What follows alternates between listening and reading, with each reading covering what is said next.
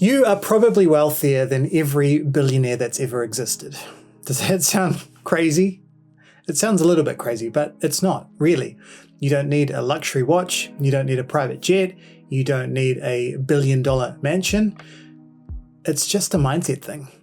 I'm Chris, this is the Money Translator, and in this video, I'm going to go over the key difference between being wealthy and being rich, and why you have what most billionaires chase their entire lives. Plus, if you stick around to the end of the video, I'll talk to you about some ways that you can increase your wealth that don't involve increasing the amount of zeros in your bank balance. Let's do it. Okay, right off the bat, let's make a key distinction here. Wealth and being rich are not the same thing. If you spend any time on finance YouTube, like I have in researching for this channel, you will see that these terms are used interchangeably. So when someone's talking about rich, they use the word wealthy and vice versa. Again, they are not the same thing. And here's why. Being rich talks about money. It's talking about the number of zeros in your bank account. Being wealthy, I think, is about freedom. And it's not just freedom like Braveheart screaming at the English freedom. It's about freedom of time. It's about getting your time back. It's about freedom from stress. It's about not feeling stressed out about life. And it's about freedom to choose. Real wealth is about being given the option or earning the option to choose what you do with your time. Now, billionaires have this. They have access to the best of everything. They've got the best doctors, they've got the best chefs, they've got the best ways to travel. They've got every single convenience that humans could ever want. It's the peak of material advantage, but that kind of access doesn't translate to freedom of time, freedom of stress, freedom to choose. Because once you can have everything, you start to lose the ability to feel anything. I was thinking the other day about a billionaire, pick your own. In my head, I had Elon Musk, and he's sitting down to have dinner. And I was thinking, what does he have in front of him? It's probably some chef, private chef who makes his meals. And I wondered if the chef put a cheeseburger in front of Elon. A cheeseburger.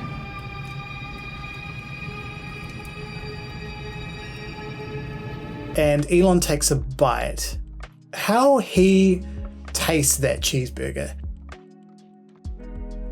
When you're broke, that cheeseburger is like a taste of victory. If you're middle class, it might be your lunch. And if you're a billionaire, it's probably just calories. The taste doesn't change, but the mindset, the way you view that cheeseburger is all the difference. Elon can afford cheeseburgers from now to the end of eternity, but for someone who's broke, a cheeseburger is like a taste of victory, right? It's the mindset. It's your brain telling you that that cheeseburger is better, not because it tastes better, but because of what it means to you and the fact that you could earn it. And that feeling of gratification is the start of what psychologists have termed the hedonic treadmill. And this treadmill explains why humans, especially ultra wealthy humans, they seek out newer, bigger, greater, more intense experiences and pleasures. And it shows how humans adapt, they change so that what was once incredibly exciting becomes normal. So you buy your dream car, right? It's incredible for the first week, for the first month, even the first year that you have it. But the more you drive that dream car, the more it becomes normal. You can get into it every day. You don't have to dream about your car anymore. It's in the driveway.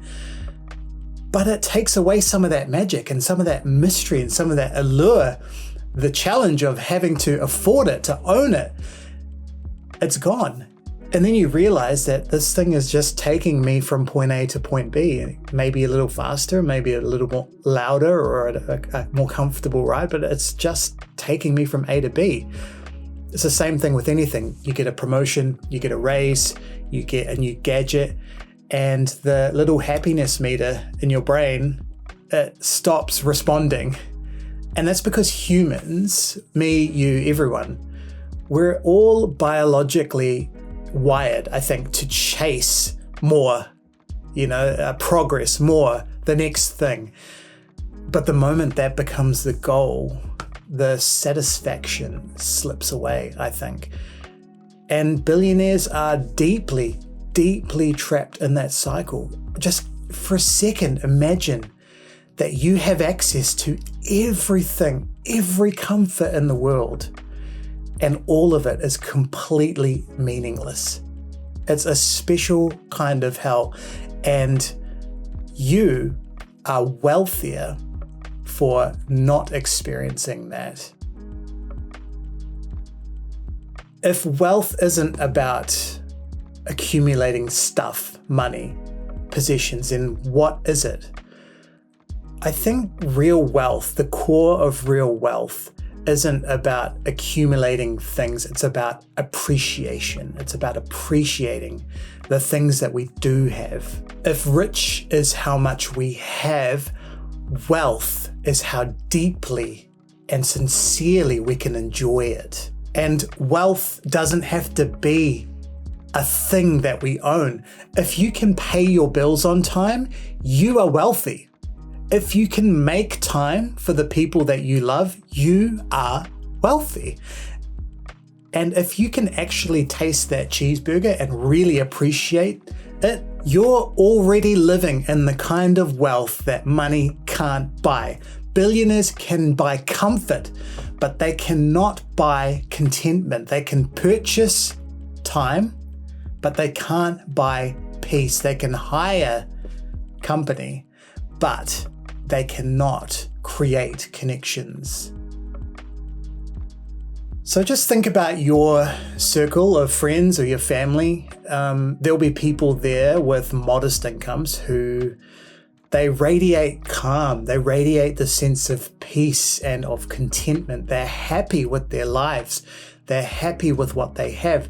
They're grateful for what they have, and they enjoy the items, the things that they have, not just physical, but the security, the people around them.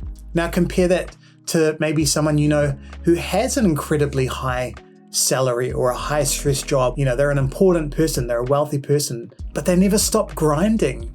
They never have time for their family, their friends, their community. They don't have time to refresh and restore themselves. They're constantly on the hedonic treadmill. The next thing, they're keeping up with the Joneses. They're trying to get the new car and the new house, and they're in hundreds of thousands of dollars of debt, and suddenly they're on Dave Ramsey's show and he's clucking their tongue at them. They're not happy, and they're not wealthy. They're rich, but they're not wealthy. The difference isn't intelligence. It's not how smart you are. It's your perspective. If it helps, wealth isn't like a finish line. You don't cross the finish line into wealth. It's the feeling you get when you stop running and you just appreciate the fact that life has a finish line and that you're not actually racing towards it. You're actually walking. You're looking around. You're looking at the crowd. You're looking at the people around you. You're appreciating the fresh air, the smells, the sights, the taste. It may not be a luxurious race to the finish line, but man, it's the only one you've got and you're enjoying it. So maybe Elon does have infinitely more money than you or I ever will, but you are wealthier than he will ever be. Elon's never truly going to know who his friends are. He's never truly going to have a sense of peace in himself.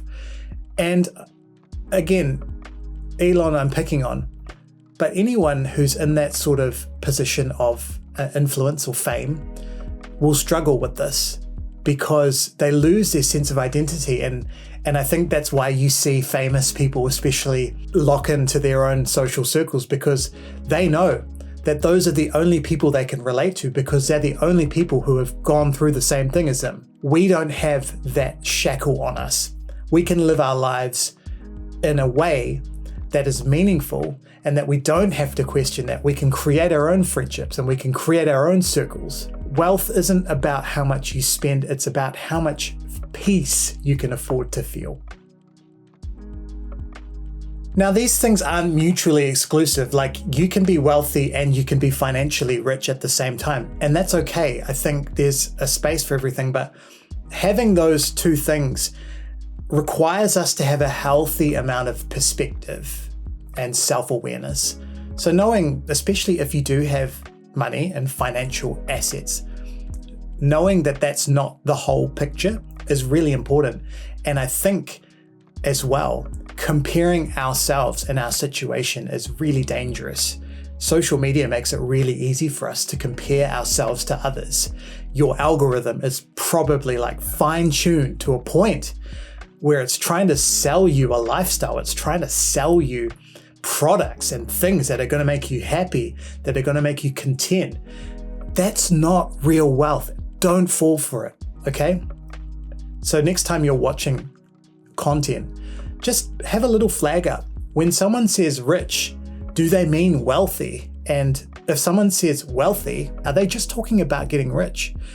And while we can use these terms interchangeably, like wealth and richness can be used to describe money, there are real nuances. And so if you do want some help in building practical wealth, like financial wealth, then I've got a bunch of videos on this channel talking about some different tools. You can check those out in the playlists that I've linked in the description below. Leave me a comment, and please, if you like this kind of content, plain English money chats where we sort of take the jargon and the mystery out of finance, hit the subscribe button. Be really great to have you along on the journey with me. I'm Chris, this is the Money Translator, and I'll see you on the next video.